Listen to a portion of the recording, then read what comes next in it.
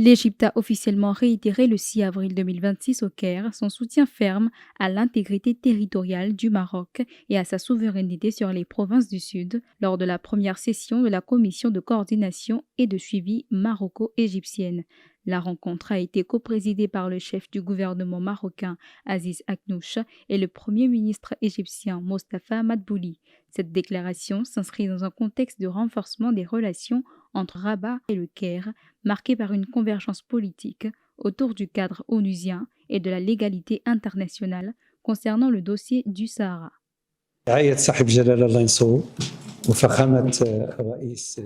J'ai remercié Sa Majesté, que Dieu l'assiste, ainsi que Son Excellence le Président Abdel Fattah al-Sisi pour cette réunion.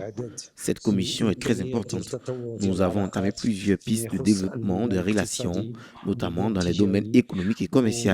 Nous avons également discuté de questions très importantes afin de parvenir à une complémentarité économique entre nos deux pays. Au Caire, l'Égypte a également confirmé son soutien à la résolution 2797 du Conseil de sécurité de l'ONU et a présenté l'initiative marocaine d'autonomie comme la seule solution réaliste pour clore le différend sur le Sahara en faisant la base des négociations futures. Cette position s'inscrit dans la continuité des déclarations des ministres des Affaires étrangères des deux pays qui ont salué la solidité des relations bilatérales et leur volonté de renforcer la coopération politique et diplomatique.